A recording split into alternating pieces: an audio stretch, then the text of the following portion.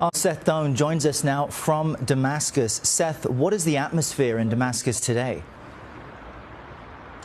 Errol, it is surprisingly calm today following that wild night. We were standing on this balcony overnight around 4 o'clock in the morning live, and in one ear we were listening to President Trump speak, and in the other ear we were listening to these airstrikes, bombing, dropping here around the capital city. We could also see flares going through the night sky, and we could hear that anti-aircraft fire there. The Syrians are quite proud of what they achieved last night. They say their spin on it, of course, is that they were able to knock many, they say claim most of the missiles out of the sky. That has yet to be confirmed by the U.S.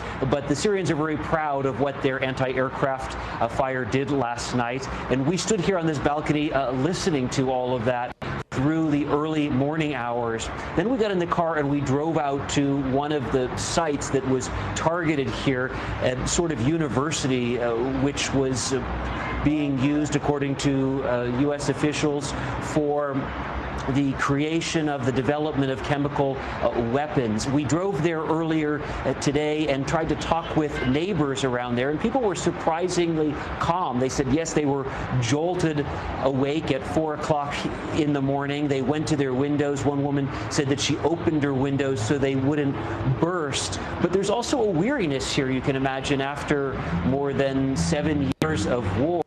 The sound of airstrikes here is nothing new, Errol, but people were telling us they were much bigger than they have heard in the past, much more powerful sounding.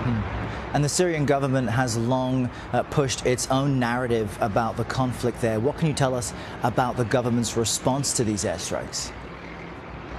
Well, that propaganda machine was certainly in full swing. Early in the morning, we saw pictures emerging, video coming out that had been tweeted by the Syrian presidency, showing Syrian President Bashar al-Assad walking into a building, presumably the presidential palace. He had this kind of nonchalant look, unfazed was what you got when you took a look at that video. And that was the message, presumably, the Syrians were trying to get out there. We've since heard from the Syrian military. They have claimed that they were very successful in targeting some of the missiles coming here, and they also said that some of the missiles had missed their mark. So the spin from the Syrian side is, this is not bothering us, this is not degrading abilities, and there's also spin coming from the opposition here, the Syrian rebels, those who've been fighting Syrian forces, and of course the Russians, the Iranians, those allied with Syrian President Bashar al-Assad. We've heard from Syrian rebels today, reports that they said that these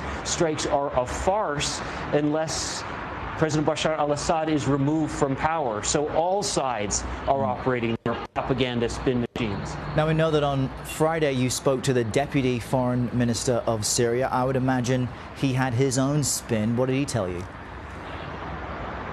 Well, he was really questioning the very basis of the decision and the information that the U.S. was alleging about this possible suspected chemical weapons attack just a week ago in Duma. When we asked about the weapons inspectors, we said, will they get access to the bodies if they can get access to the site? And he said, well, we don't believe there are any bodies because we don't believe that there was a chemical attack at all. So fundamentally, they disagree with the basic assertions of the U.S. government, of the coalition forces, the material that they have collected that they say is proof here in Syria. They say that is simply fake news. Now, what can you tell us about the OPCW? That's the Organization for the Prohibition of Chemical Weapons. They are supposed to be looking into the attack Saturday. What details do we know about their mission? That's right. The plan was for the OPCW to start their work today on the ground. we haven't had any updates yet so far as to the progress they've made.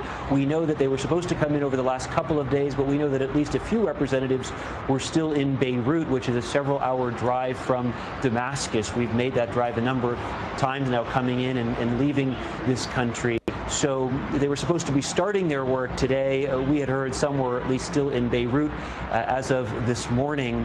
And once they actually in earnest start their work here, there are new complications. It's one of the things that we were talking with the Deputy Foreign Minister about in our interview on Friday. As the Syrian forces have regained more control, notably Russians regaining control of parts of Douma and more of eastern Ghouta, which they've been battling for the last several months. Importantly, or one key piece of land that they do not control, that Syrian government does not have power over, is that site of the alleged attack.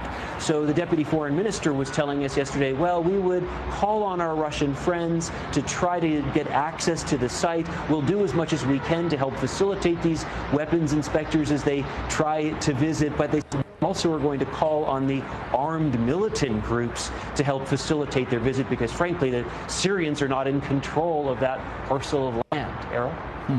We will continue to check in with you throughout the day. Seth Doane joining us from Damascus. Thank you. Thank you.